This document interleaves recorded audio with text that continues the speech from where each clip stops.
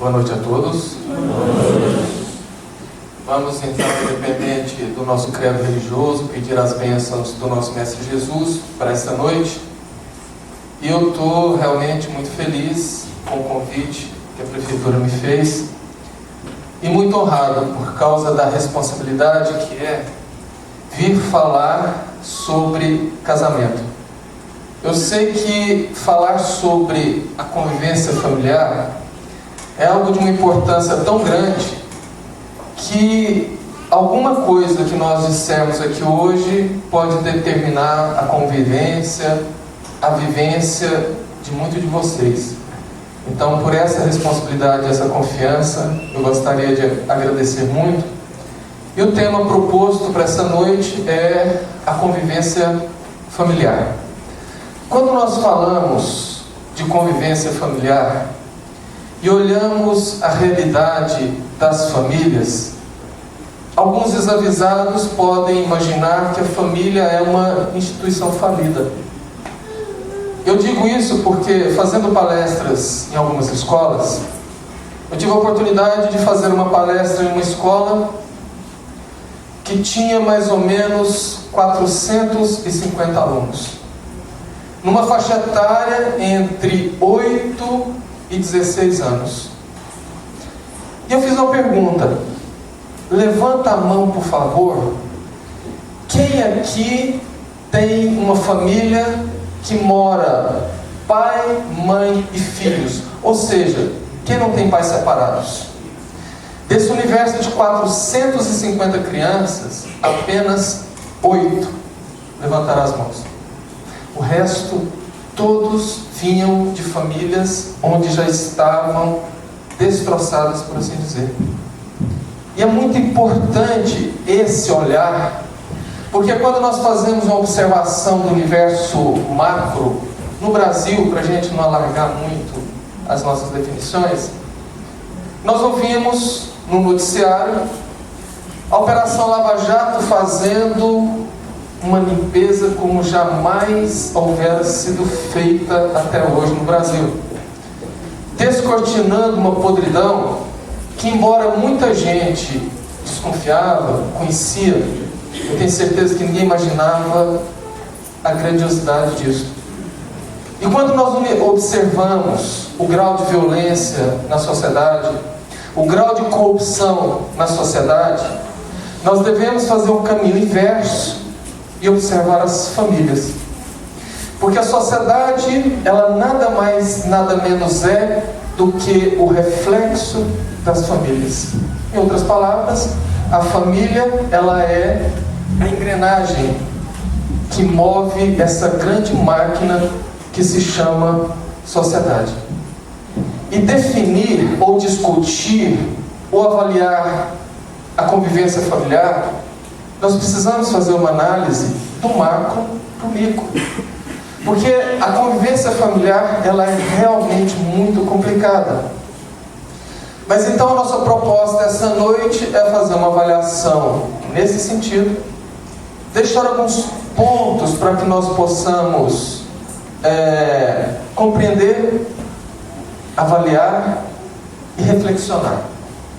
Porque talvez esses pontos sejam as grandes chaves para uma convivência familiar mais harmoniosa. E às vezes coisas simples que a gente nunca havia parado para pensar ou ninguém havia dito para nós. É o que nós vamos tentar discutir aqui hoje. A palavra família, na sua etimologia, ela deriva do latim famulus e quer dizer escravo doméstico. Lá na Roma antiga, da época de Jesus, a família, ela não era como nós conhecemos hoje. A família eram grupos formados por pessoas que tinham afinidade. Podiam ser soldados, podiam ser pessoas de parentesco ou não. Aquele era o grupo familiar. Mas a Lex Romana, a lei romana, ela identificou e reconheceu a família como o grupo consanguíneo. A partir daí, a questão da família evoluiu e na Idade Média, com a concepção religiosa dos casamentos, que tinham base patriarcal, A família começou com essa configuração que nós conhecemos, que foi adotada mesmo após a Idade Média, quando as pessoas começaram a se casar não por interesse religioso ou por interesse econômico, mas por amor. A partir dali começa então a configuração da família como nós conhecemos. Mas a história corre, e quando vem a Primeira e a Segunda Grande Guerra, ocorre um fenômeno interessante que interfere na família. Os homens vão para a guerra, a maioria das mulheres que ficam em casa, viúvas às vezes por conta da guerra, ou aguardando o retorno do marido, precisam trabalhar para manter a prole, para manter a família. A mulher então se vê obrigada a sair de casa para trabalhar, gosta e não quer mais voltar para o lar. Ali começa a convivência da mulher com o trabalho fora de casa. E o mundo então, a partir disso, ele é abalado por várias questões e novos valores começam a substituir antigos valores. Vêm os movimentos de libertação feminina, a minissaia, o biquíni, a pílula anticoncepcional. Esses movimentos que se diziam libertar da mulher, até quando, março de 57, em Nova York, um grupo de tecelãs resolve fazer uma manifestação pública em praça aberta, protestando contra baixos salários e contra o horário de trabalho. Ali elas são cercadas por ordem do prefeito e da polícia, pela cavalaria montada, levadas, conduzidas a um galpão, onde aterrorizadas elas veem do lado de fora as portas serem fechadas e ateado fogo naquele galpão. Nasceu daí o Dia Internacional da Mulher. Mas isso não bastou para a influência na família, porque outros fatores vieram acontecendo, como o final de semana em Woodstock, onde jovens se reúnem e quase durante uma semana, regrados a sexo, droga e rock and roll, fazem com que a ideia da família seja demolida. No grito de faça amor, não faça guerra, de liberdade numa confusão com libertinagem, nasce a era hippie. E a família entra a década de 1970 praticamente perdida em seus valores. E começa o grande abalo. Como, por exemplo, uma mola que por muito tempo fica contida e de repente você solta aquela bola, ela sai quicando, quicando, quicando, até ela parar e voltar para a sua formação original sem a compressão. Isso aconteceu com a família da década, final da década de 1960, até por volta da década de 1990. Porque quando entra 70, principalmente com o advento da era hippie, as questões relativas à família começam a ser questionadas. Então família não é futuro, família é aprisionamento. Essa bobagem de pai junto com mãe, mandando em filhos, é a mola que saiu quicando. E a confusão de liberdade com libertinagem lança o mundo, apoiado pela pílula anticoncepcional, a aventuras muitas, principalmente com base sexual. E as pessoas começam então a questionar: para que casar? Para que constituir família? Mas como a mola que quica e volta, entra a década de 90 e as pessoas começam a questionar: por que não? Eu não consigo viver sozinho. Por melhor que possa ser a vida de solteiro, ela cansa, ela tem limites. Então eu preciso voltar e constituir família, porque a gente traz esse sentimento implícito em nossas almas. E a família então começa a buscar uma reconfiguração com novos valores, porém com um grande problema: ninguém sabe como gerenciar uma família. Como a bola saiu quicando e agora começa a voltar, a maioria das famílias se veem perdidas, porque foram formados por pais que vivenciaram uma época de grande tumulto e não souberam como educar, como imprimir valores nos seus filhos, que são essa nossa geração que aqui nós estamos. Mas o interessante é que esses novos valores que foram incutidos na família trouxeram novas responsabilidades e despertou o olhar da ciência, para que ela voltasse o olhar sobre a convivência familiar, a convivência homem-mulher e a criação do filho. A psicologia, a psiquiatria começa a aprofundar seus estudos, e nós então entramos na década de 2000, pelo menos com a luz no caminho da convivência familiar. E essa luz que iluminou esse caminho trouxe algumas advertências. A primeira advertência é que, primeiro ponto, quando nós casamos com uma pessoa, nós não só casamos com aquela pessoa, mas nós casamos com a história daquela pessoa, com a família daquela pessoa, com os medos daquela pessoa, com os problemas, com os traumas, ou seja, com tudo que aquela pessoa trouxe durante a sua vida. E é importante entendermos isto, porque namorar ou enamorar alguém, simplesmente encontrando de vez em quando com a pessoa toda arrumadinha e produzida, não quer dizer que a convivência familiar seja sempre daquele jeito. E o que é interessante, que um casal de psiquiatras australianos, o Dr. Alan e Barbara Pease, desenvolveu alguns estudos a respeito do comportamento e das diferenças entre homem e mulher. Deixa eu trocar isso aqui. Oi? Acho que está falhando a bateria já. E eles então, fazendo um estudo, escreveram vários livros.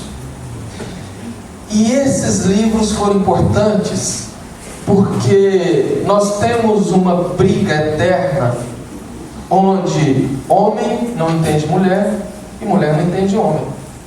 Homem brinca, diz que mulher tinha que nascer com manual de instruções. E esse manual de instruções deve ser em mandarim, porque às vezes nem as próprias mulheres entendem o seu próprio manual de instruções. E elas criticam e falam que o homem é complicado, porque elas querem que o homem pense e ajam como elas. Isso nunca vai acontecer. Porque embora sejamos seres humanos, nós somos exatamente diferentes nas nossas igualdades, ou iguais nas nossas diferenças. E esse casal de psiquiatra começa a explicar que quando o homem, há 200 mil anos atrás, ainda estava no processo de formação do cérebro, onde a convivência entre o casal se dava, por exemplo, no interior de cavernas, a convivência e a vivência foram determinantes para a diferença entre homem e mulher. Por exemplo, segundo o Dr. Alan, a mulher ficava em casa, na sua caverna, na sua gruta, e ela tinha a responsabilidade de cuidar da fogueira para não apagar, cuidar da preparação da comida, dos filhos, da segurança da entrada da caverna para não ter nenhuma invasão, nenhum animal, e o homem precisava trazer comida. Então o homem deixava a família, saía em busca de comida, numa região inóspita, selvagem, onde ele tinha que sair com foco, prestando atenção no que ele ia fazer, porque se ele parasse e perdesse o foco, ele virava caça ao invés de caçador. E numa época em que não tinha GPS, ele tinha que sair, andar por toda aquela área e voltar para casa trazendo comida.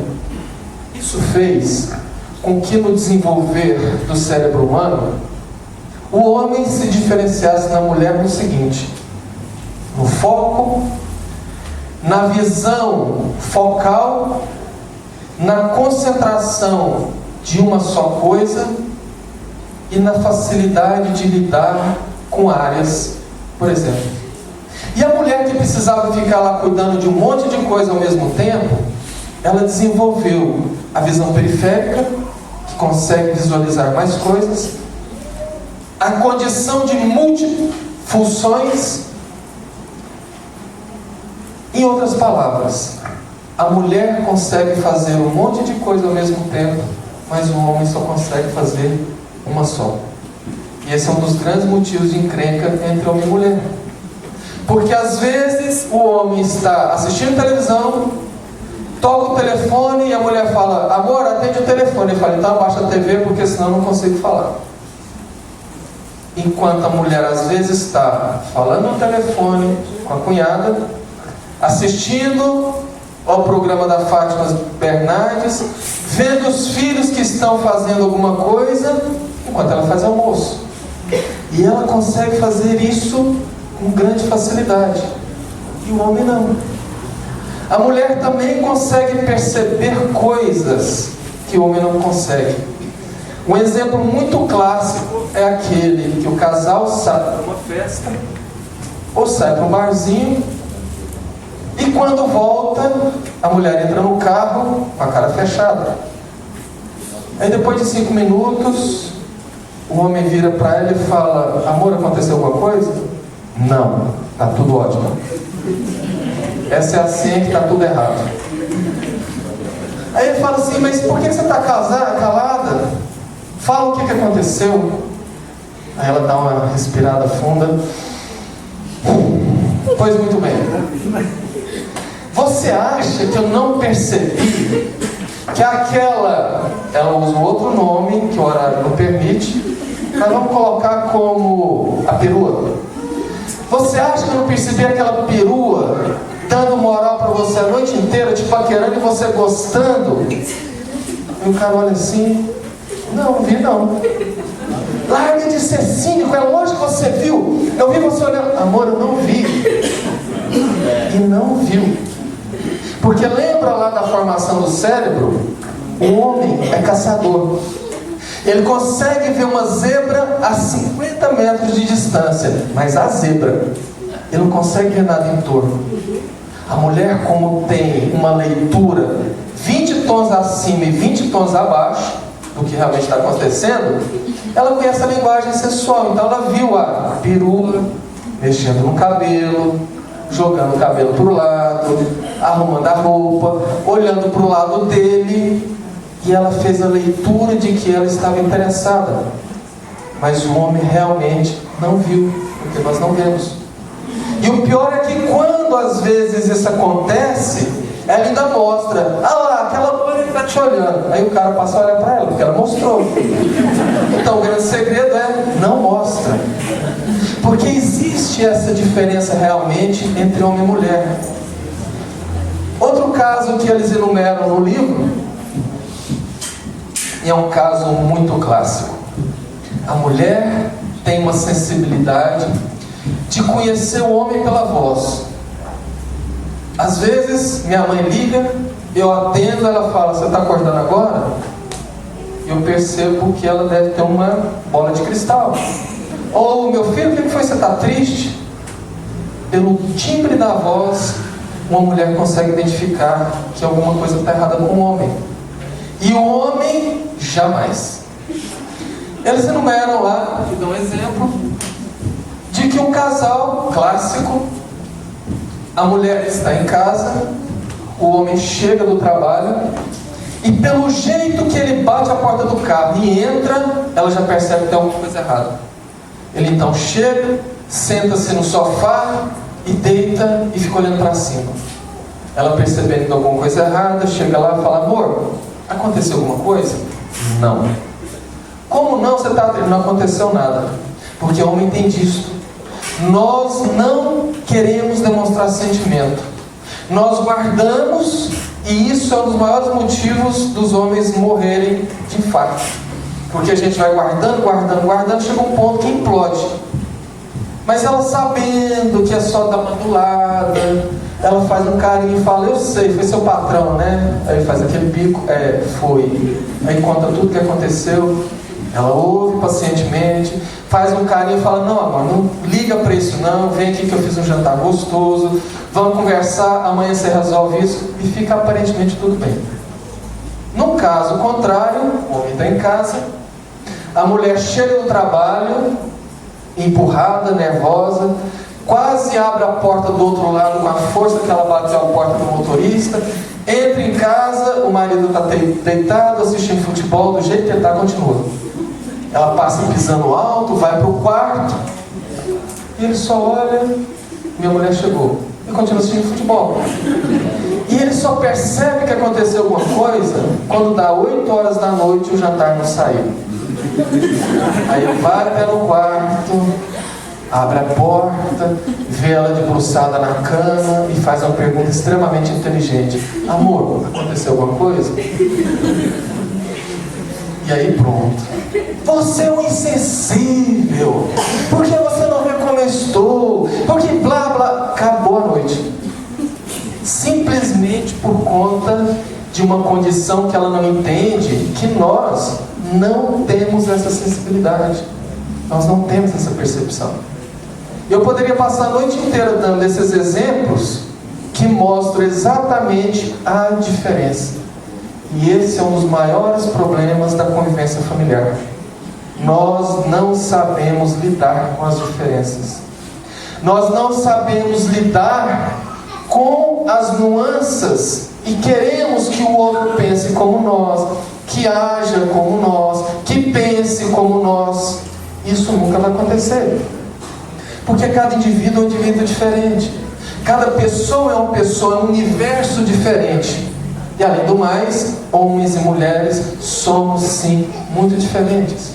Então a compreensão disso ela é fundamental para uma convivência familiar equilibrada. Passado isso, nós entramos no outro campo minado, que é o amor. Uma relação geralmente pode ser desmoronada pelo equívoco também do que é o amor. Muita gente acha que atração sexual é amor, que possessão é amor, que a química é amor, e não é amor. O amor é um sentimento muito sofisticado e ele só acontece com a convivência.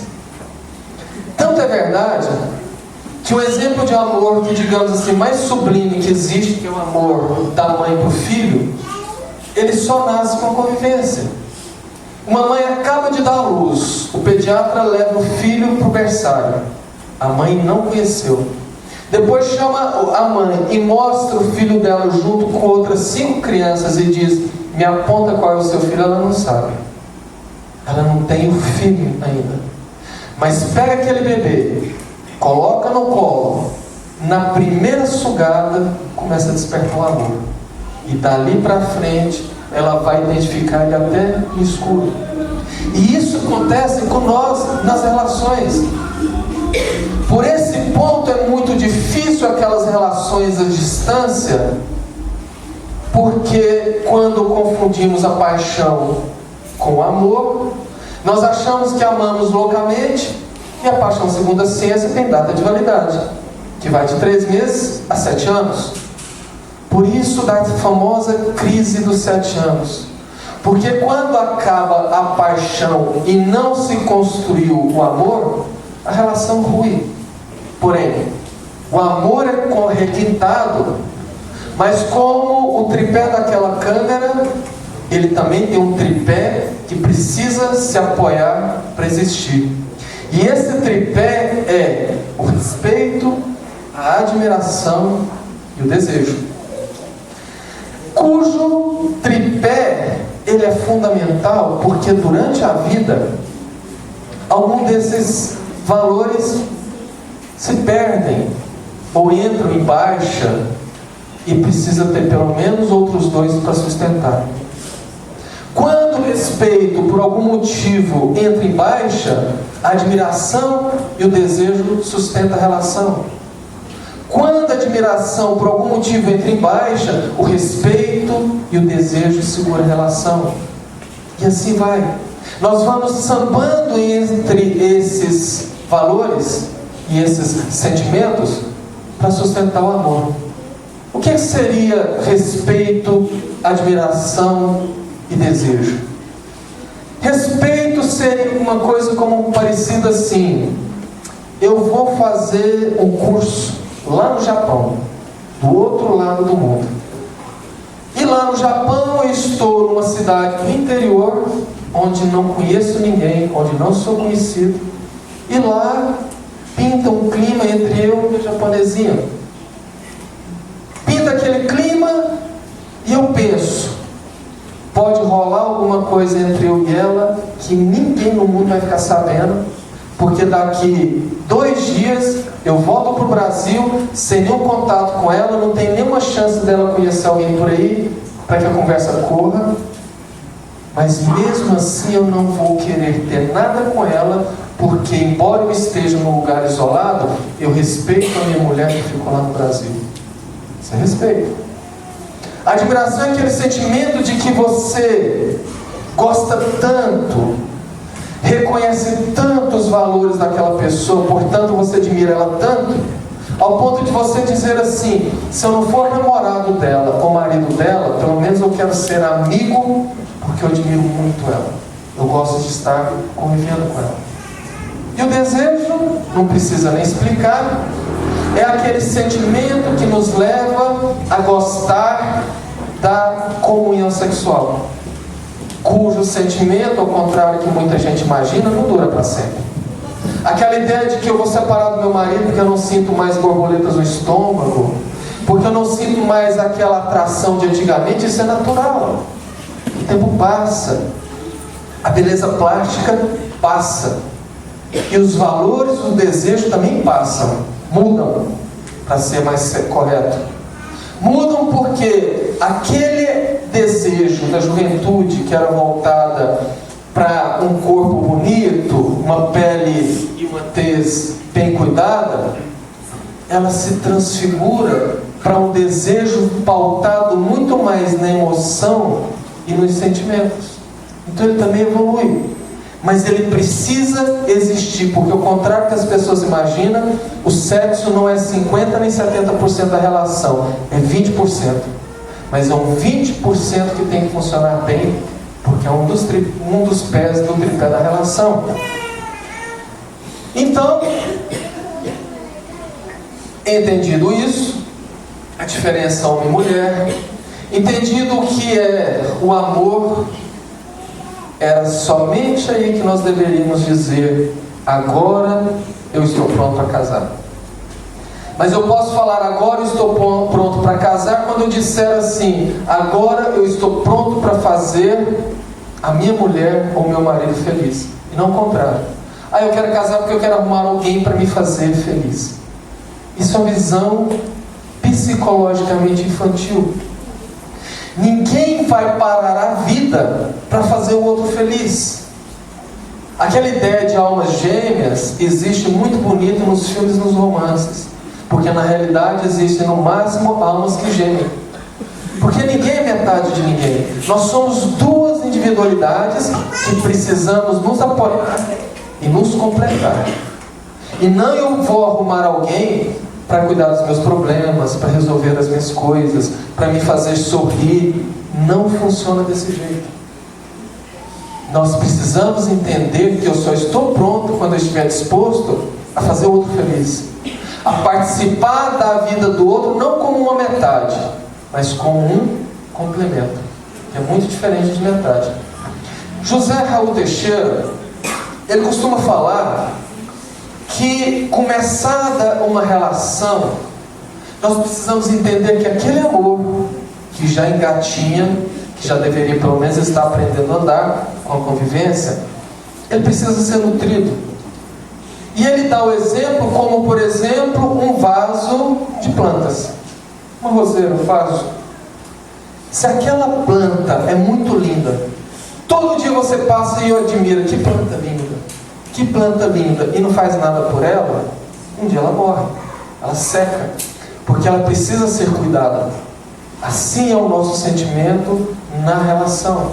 O amor precisa de nutrição como um vaso de planta. E ele enumera essa nutrição dizendo que o amor se nutre pelos nossos sentidos: o fato, o tato, a visão e a audição.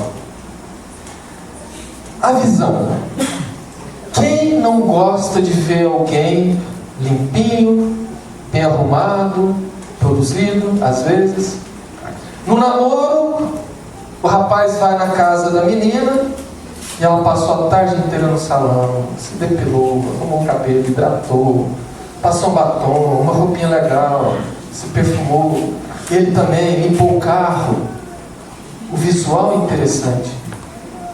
Casaram-se, 15 anos depois, você chega, está lá aquela rolinha de poço sentada no sofá, usando camiseta de político de 4 eleições para trás, aquele short que você não sabe de onde que tirou, depilação, tem um mês que não sabe o que é aquilo, a barriguinha sarada, virou um volumezinho, o cabelo. E aí, a pessoa sai para trabalhar. Trabalha fora e lá no trabalho, o marido, por exemplo, vê as mulheres que chegam no escritório produzidas, arrumadas. E quando chega em casa, encontra aquela coisa. Ele começa a fazer um paralelo. Como a mulher também sai para trabalhar, chega no trabalho, vê lá os homens bem arrumados, bem vestidos, que fazem pelo menos uma caminhada no final da tarde, e chega em casa e encontra aquela coisa e se questiona. Então, o cuidado com o nosso visual, ele é fundamental para a nutrição do sentimento, porque o amor se nutre pela visão, como se nutre pela audição também. Quem não gosta de ouvir palavras carinhosas, cuidadosas, ser tratado com educação? No namoro tudo é muito lindo, meu gatinho, minha princesa. E a gente consegue medir os anos de relacionamento pelo tamanho dos animais, que quanto mais tempo passa, maior vai virando os animais. Então o gatinho já vira seu elefante, sua baleia, seu jumento, sua anta. Aquele por favor foi substituído pelo anda logo, pega rápido. E o interessante é que lá fora a gente trata com cuidado. Fulano, por favor, bom dia, dá licença. E chega em casa, sai, pega, deita, rola, morto. O amor se nutre pela audição. Quem não gosta de ouvir, meu bem, eu estou viajando, estou trabalhando, liguei porque deu saudade. Porque eu estava aqui em tal lugar, vi um lugar bonito, liguei porque eu lembrei de você. Coisas simples que nós não devemos deixar perder com o tempo. O simples fato de dar um bom dia quando acorda. Às vezes a gente acorda, já levanta e corre para o trabalho, se esquece até de falar, estou saindo. Chega, mal conversa. Os casais vão passando o tempo e vão perdendo o tom da fala. Ninguém conversa dentro de casa, ninguém dialoga. E quando vai conversar, é aos gritos. O amor se nutre pela audição. Com o amor também se nutre pelo tato. Pegar na mão, o cafuné, o abraço. Quem não gosta? Todos gostamos. E como nós gostamos, deveremos fazer isso também. Às vezes eu vou no shopping e consigo identificar lá, e eu sei determinar mais ou menos quanto tempo de casado. Se já tem 5, 10, 20 anos. Porque quanto mais atrás a mulher está andando com os filhos ou carregando as coisas sozinha, mais tempo de casamento tem. Não é assim? Porque quando está namorando, mãozinha dada, abraçado, casou, já parece que são amigos. 5 anos de casamento, o cara anda um passo na frente. 20 anos de casamento, então, ele tem distância. E geralmente eu vejo a mulher carregando filho, carregando compra, o cara lá na frente olhando, tal. E isto demonstra a falta de tato. E finalmente, o amor se nutre pelo falo. E isso é complicado. Porque no namoro passamos perfume, tomamos banho para sair, casou. Chegou sexta-feira, o cara deita, e se a mulher não brigar, ele só toma banho na segunda para ir para o trabalho. Perfume. Quando compra aquele perfume vagabundo que ele comprou porque custava R$15, para disfarçar aquela zica que já tem impregnada até na roupa. Quem aguenta? E você chega no trabalho, estão lá as mulheres todas perfumadas, os homens perfumados, você chega em casa e depois quer que o casamento dê certo. Depois quer que a convivência familiar seja harmônica. E não é. Nesse ponto, entendido isto, o casal precisa compreender que no casamento a convivência deve ser pautada e estruturada em funções diferentes. Em resumo, cada um no seu quadrado. O pai tendo a função de pai, a mulher tendo a função de homem, de mãe, e cada um fazendo o seu papel na criação do filho. Porque a rigor, somente depois de um casamento onde o casal estiver emocionalmente estruturado, é que deveria se pensar em filhos. E hoje em dia isso não acontece. Às vezes o filho vem antes até do casamento. E aí o casal embarca naquela necessidade de cuidar do filho, totalmente despreparado, sem estrutura psicológica, sem estrutura funcional, sem estrutura financeira, sem estrutura material, e a coisa desanda. Filhos deveria ser resultado de um relacionamento bem sucedido. Porque somente quando o relacionamento está estruturado, nós deveríamos colocar filhos no mundo. Mas os filhos vêm. Vêm e a nossa visão a respeito dos filhos também determina uma boa convivência familiar. O poeta Gibran Khalil Gibran, no seu livro O Profeta, ele tem um poema muito bonito que começa mais ou menos assim: vossos filhos não são vossos filhos, são filhos e filhas da ânsia da vida por si mesma. Vêm através de vós, mas não de vós. Poderei dar-lhes o teu amor, mas nunca os seus pensamentos. E o poema prossegue. Mas o que Khalil Gibran quer dizer com isto? Que o que nós chamamos de nossos filhos não são nossas propriedades. Os filhos são seres humanos que os pais têm a responsabilidade de incutir valores e preparar eles para a vida. Em outras palavras, o que nós entendemos equivocadamente como educação. Agora, é interessante entender que educação, ela não é uma linha reta. Dentre essa linha reta que a gente pode definir como eixo zero, a educação pode ser para cima como para baixo. Ela pode ser uma educação de valores positivos como de valores negativos. E hoje nós vemos as famílias incutindo muito mais valores negativos do que positivos, o que influencia na formação dos filhos, na formatação da sociedade. Até mesmo porque a etimologia da palavra educar vem do latim educere e ex ducare.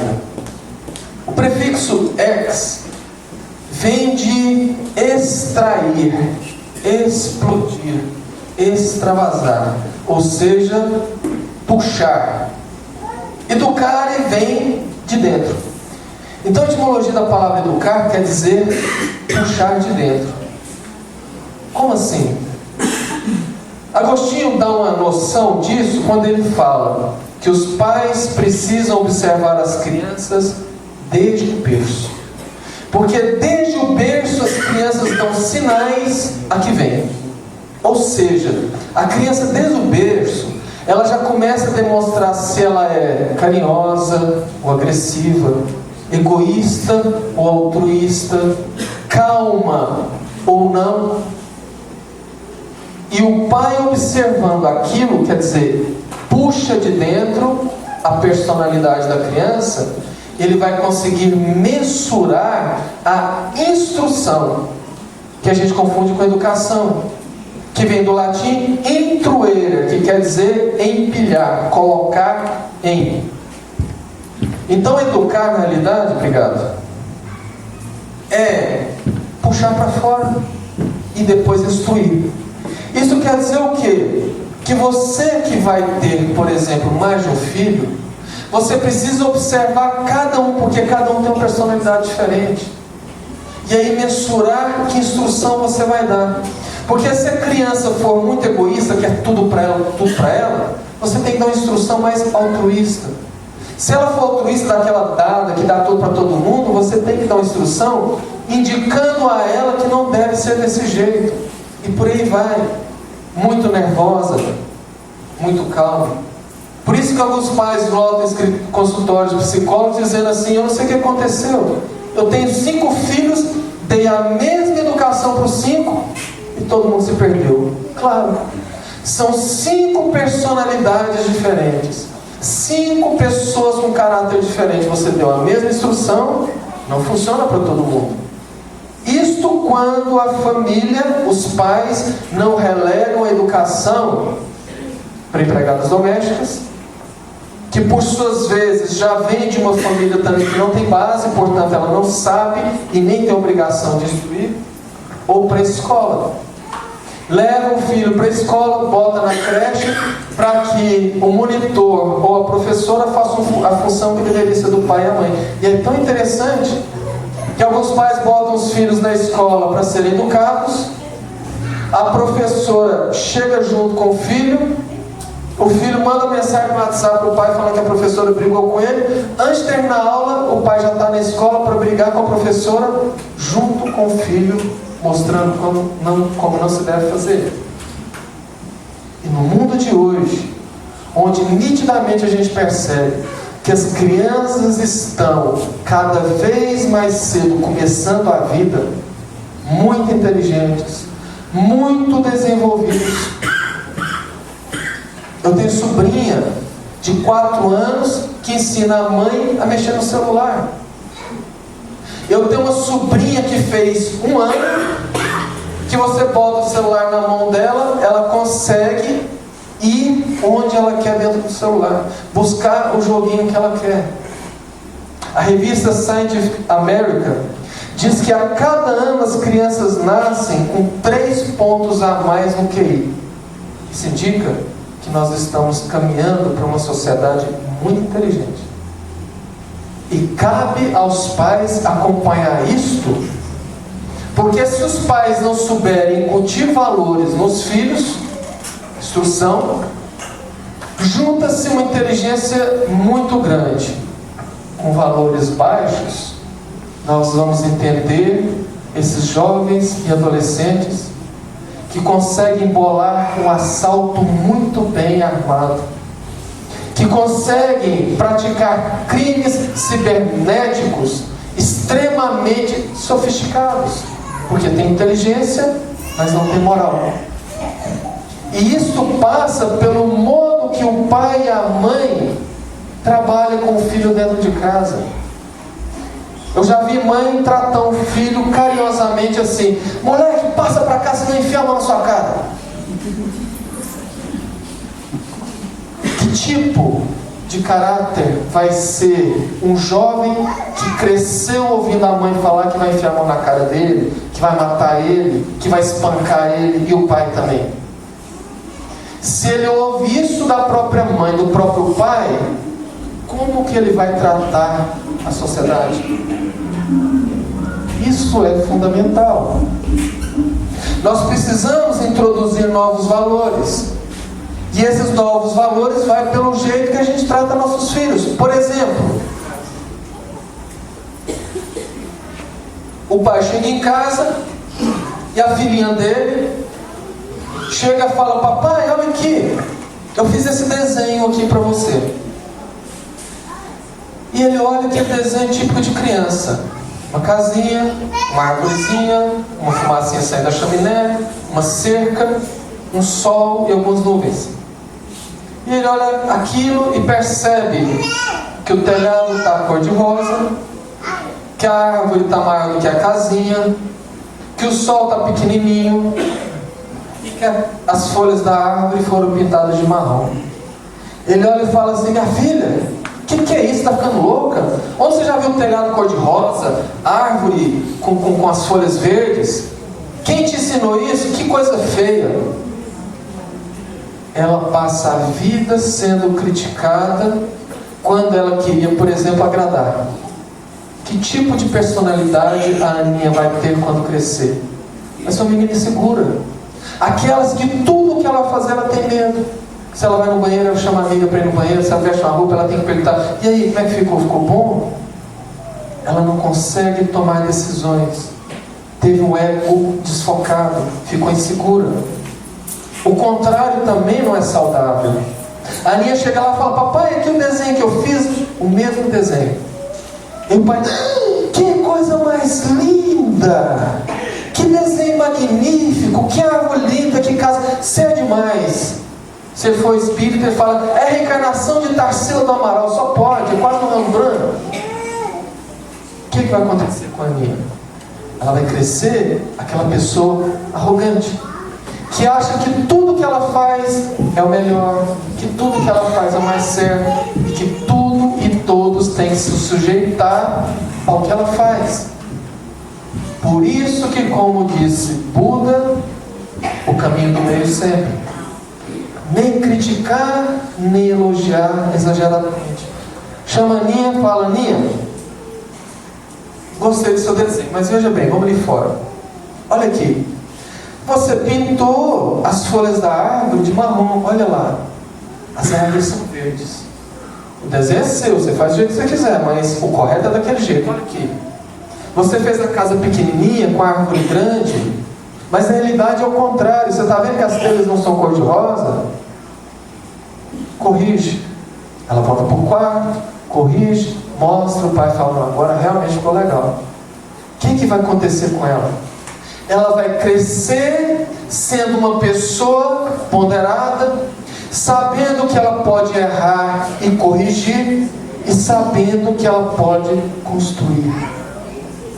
Isso é fundamental numa convivência familiar, principalmente para a formatação do caráter dos filhos. Porque além de criticar, além de agredir, além de brigar, além de xingar, alguns pais têm felicidade de dizer o seguinte: eu sofri muito na vida, eu ralei muito para chegar onde eu cheguei, às vezes passei necessidade, às vezes passei fome, mas o meu filho não vai passar por isso. Eu vou fazer de tudo que eu puder para dar para ele do bom e do melhor, para ele não passar pelo que eu passei, e é o maior erro. Porque se você é a pessoa que você é hoje, foi porque você passou por todas essas dificuldades. Você aprendeu, você se fortificou, você se fortaleceu pela experiência.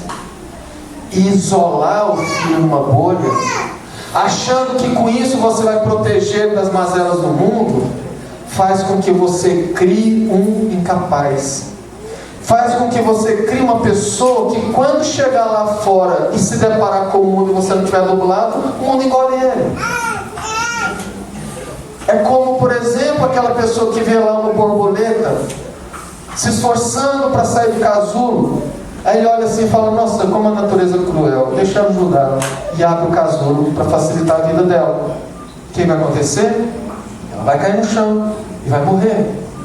Porque a natureza é tão sábia que aquele esforço que ela faz para romper o casulo fortalece a musculatura da asa e vai permitir com que ela consiga voar. Se você tenta facilitar, você mata ela. E esse é um dos pontos fundamentais, porque na nossa sociedade, principalmente atualmente, onde os pais se preocupam muito em dar presentes para compensar a ausência, porque trabalha todo mundo fora, não tem tempo, e a gente começa então a dar presente porque não podemos estar presentes. Estamos formando famílias onde os filhos fazem o que querem. Porque às vezes, por não estar presente, o pai cede muita coisa para agradar o filho. E a gente vê muito, por exemplo, no shopping, o filho que fala: papai, eu quero aquele tênis. Não, eu quero. E pula no chão e briga e grita: tá bom, eu vou lá e compro. E compra para o filho calar a boca.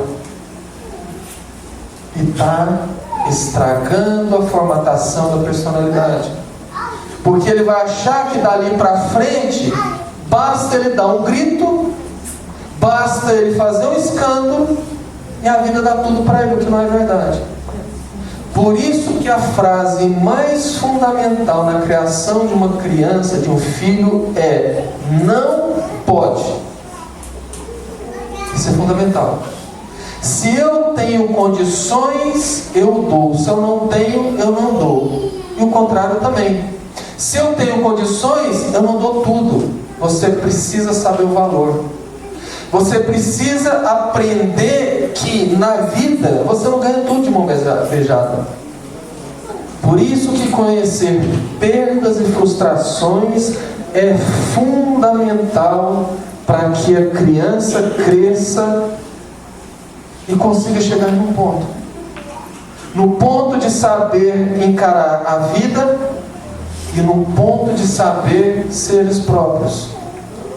Porque passada essa fase, vem a adolescência. E aquela nossa princesinha, aquela nossa boneca, aquele filhinho que era o filhinho do papai, começa a ter vergonha dos pais, a não querer que os pais o acompanhem porque acha que isso é pagar mico, a responder. E a princesinha do nada vira uma bruxinha e você diz: eu não entendo. Por que esse aborrecente tem que fazer desse jeito? E o pai, que chama o filho de aborrecente, no mínimo se esquece que ele também foi adolescente. E que a adolescência é uma das fases primordiais na formatação da personalidade do ser humano. Porque é aquela fase da transformação, é aquela fase das descobertas, de saber quem eu sou, o que eu vim fazer nessa vida, o que eu gosto, o que eu não gosto. E é uma fase onde o pai, que quando ele era criança era o herói, o mais forte, começa a se mostrar uma pessoa comum, com defeitos, com medos, com dificuldades. E aquela figura do pai e da mãe, os melhores do mundo, acaba ruindo.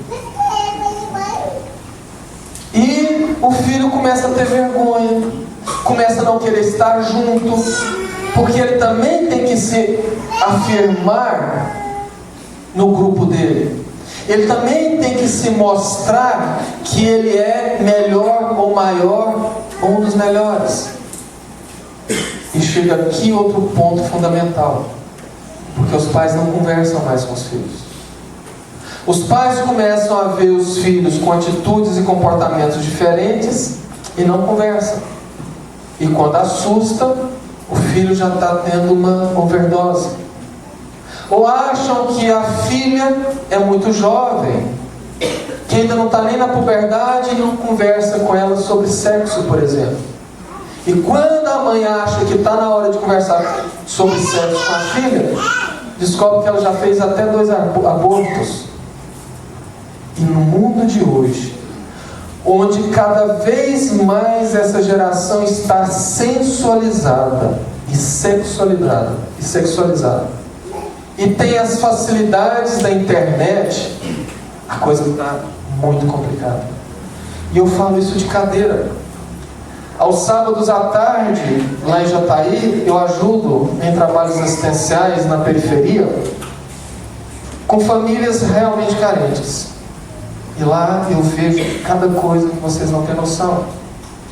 Nesse sábado próximo passado, eu tive a infelicidade, no modo de dizer, de conhecer uma menina com 12 anos, que estava com um filhinho no carrinho e grávida do segundo filho. 12 anos. Isso é o de menos. Eu conheço crianças praticamente de 13, 14 anos que foram flagrados pelos pais combinando em grupos de WhatsApp festinhas na casa da amiguinha para uma orgia. 5 rapazes e 2 menininhas. A mais nova com 9 anos, a mais velha com 13. Os meninos entre 11 e 16 anos. Aprendendo onde? Na vida. Porque os pais não apoiaram. E isto foi uma carta cantada na década de 1980.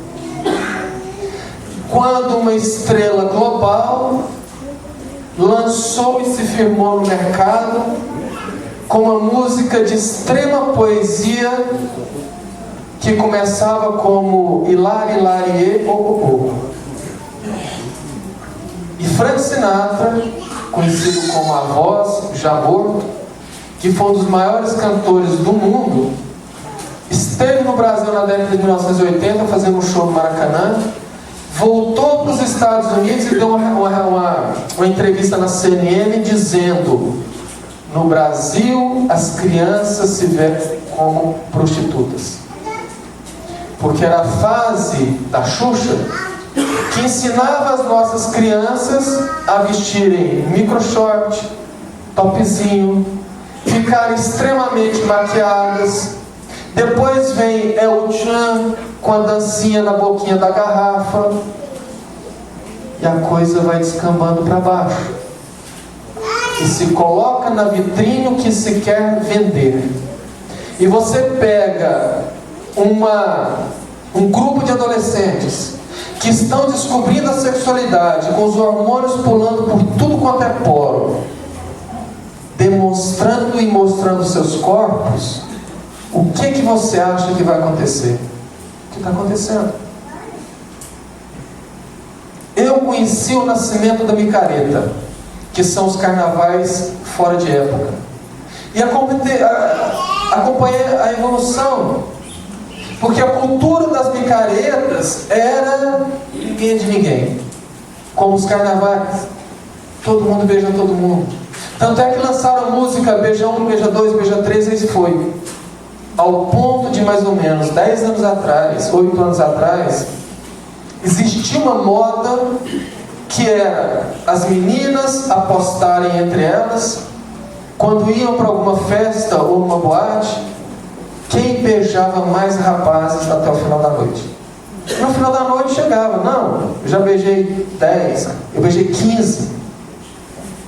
E hoje essa moda desce para um lado perigoso, porque em algumas festas, principalmente os chamados luaus, e eu já fiquei sabendo de alguns lá em Jataí que são feitos fora da cidade, as meninas vão para a festa e apostam com quantos transam mais em uma noite só. Meninas, 14, 15, 18 anos, que embaladas pelo álcool e algumas drogas leves, você acha que elas se preocupam com o uso de camisinha?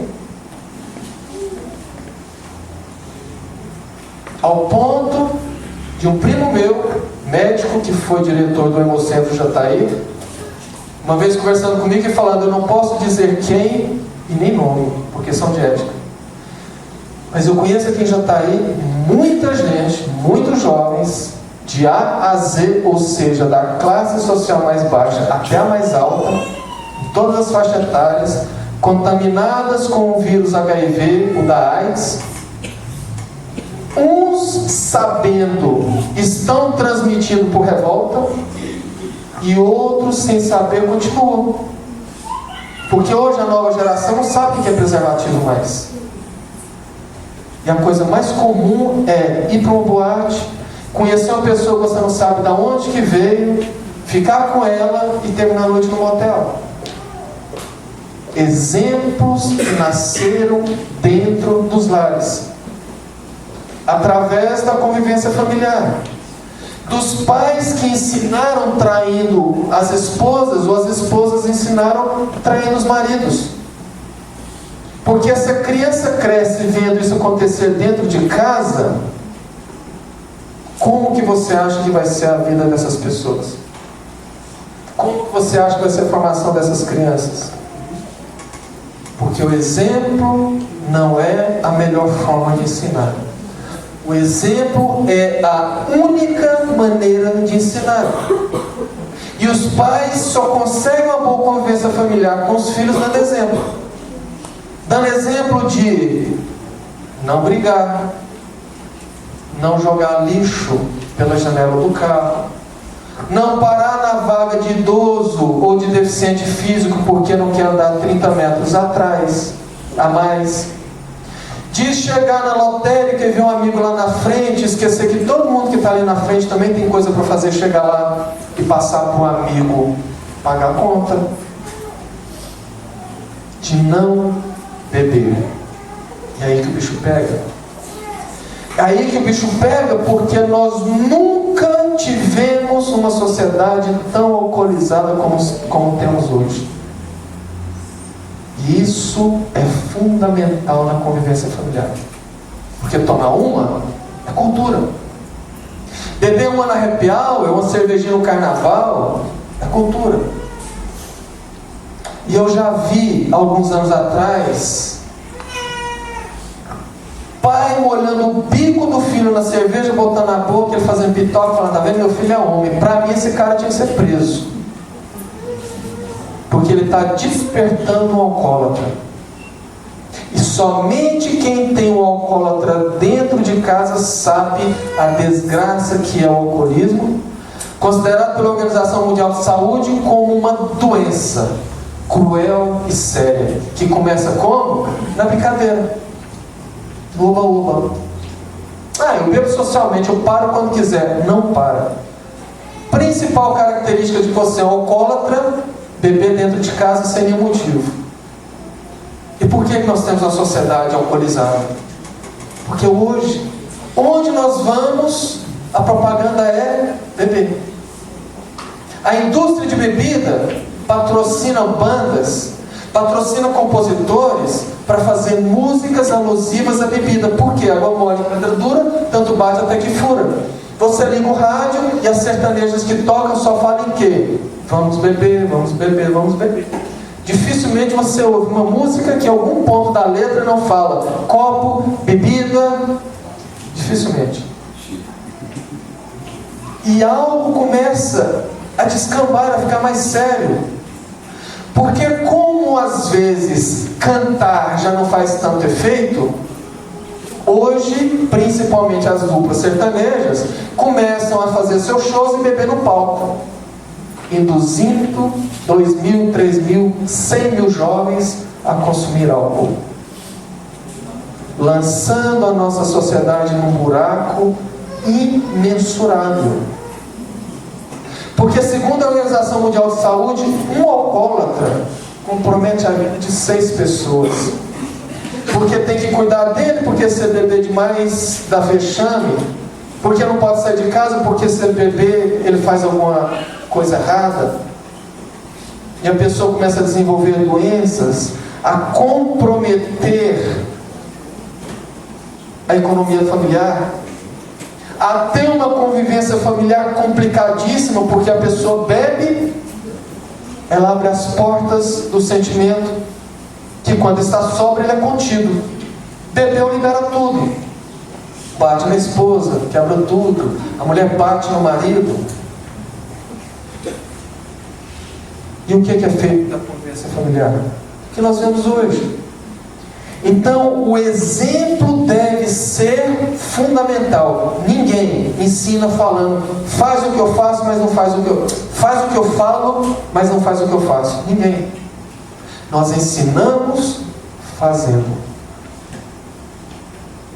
E o casal que não tem essa noção contribui para uma convivência familiar desastrosa e perigosa. Para encerrar, a Unesco, há 5 anos atrás, desenvolveu uma pesquisa onde queriam descobrir por que jovens na faixa dos 22 anos, uns caíam para o lado dos vícios, do álcool ou da sexolatria. Pesquisaram no mundo inteiro, classes sociais, culturas diferentes, raças, credos religiosos. E em todos os países de cultura diferente, de classes sociais diferentes, de todas as nuances, todos tinham jovens que na faixa dos 22 anos, uns resistiam e outros caíam. E eles não ficaram frustrados, porque viram que não era classe social, não era cultura, porque no país desenvolvido tinha, no país não desenvolvido também tinha. Países muçulmanos tinham, no país cristão também tinha. Então resolveram pesquisar a infância. E sabe qual a conclusão que eles chegaram? Que aqueles jovens que não tiveram nenhuma tendência para o alcoolismo, ou para a sexolatria, ou para outro tipo de vícios em drogas mais pesadas, na primeira e na segunda infância, tiveram educação religiosa dos pais. Evangelização religiosa. Qualquer religião tem. Independente da religião. Se você é espírita, católico, evangélico, a sua comunidade religiosa oferece evangelização infantil. Mais, não é levar o filho para lá, ir para o futebol e depois buscar, não. É participar. Essas crianças que tiveram essa educação formataram uma personalidade tal que foi capaz de fazer com que aos 22 anos eles resistissem a todas as investidas da vida. O lado negativo, porque lembra? Educação para mais e educação para menos. Portanto, meus queridos, o desafio da boa convivência familiar está na educação. E ninguém dá o que não tem. Então eu preciso me educar para poder dar educação para os meus filhos. Eu preciso me polir para conseguir ter uma convivência familiar, no mínimo, mais harmoniosa. E agora, voltando porque nós falamos no começo, o macro reflete no micro. Não se iludam. Nós só conseguiremos mudar a realidade da nossa sociedade, corrupção, violência, desonestidade, o dia que mudarmos as famílias. Porque a família é a engrenagem que move essa grande máquina. É uma célula desse corpo. O dia que as famílias voltarem a ser mais funcionais, mais harmoniosas, nós teremos uma sociedade com menos corrupção, com menos violência, com menos problema. E vocês que estão se preparando para casar, vejo que aqui já tem alguns bebês, algumas crianças. Os que terão, está tendo a grande oportunidade do começo de formatar, ou ao menos contribuir para a formatação da sociedade do futuro, educando a si mesmo para poder educar os filhos. Espero ter conseguido passar o resumo da síntese, que todos possam pelo menos reflexionar nisso. Eu desejo de coração que Jesus abençoe o casamento de todo mundo, a convivência familiar, e que os filhos venham do jeito que Deus mandar, porque independente do jeito que eles vierem, serão amados, e eu tenho certeza que cada um vai saber como educar. Muito obrigado a todos.